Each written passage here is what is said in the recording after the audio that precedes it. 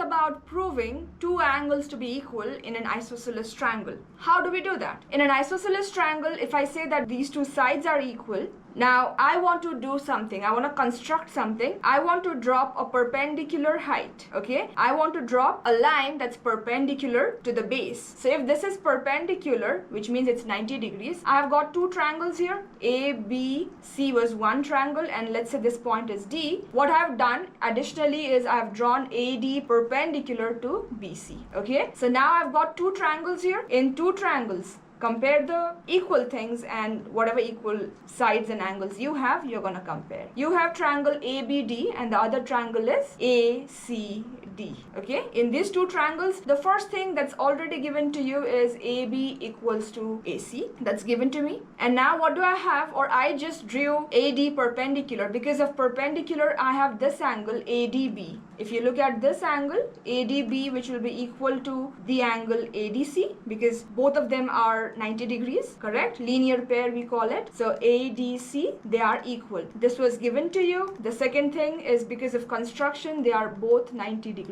each. And lastly, I see if there is any overlapping side. I see AD, the one that I constructed, is overlapping to both the triangles. So it's the same side I'm actually considering in both triangles. Hence, it has to be equal. So I'll just say that AD is equal to AD, and this is because of common, or we call this as a common side. Now, because I've proved that my two sides are equal and one of the angle is equal in two triangles, hence we can say that the triangles are congruent. So I'll say ABD is congruent to ACD. And note that when I have proved the congruency, congruent is when you have all sides, all angles equal, they're just twins. Yeah, so if both the triangles are identical to each other, what is the rule? What rule has made this triangle congruent is side, because I've considered this side, I've considered this side and angle here. Note that the angle is outside the two sides, or it's not included in between. That is the reason this rule is now called side-side angle or angle side-side, okay? Because had there been angle in between, then I would have called it as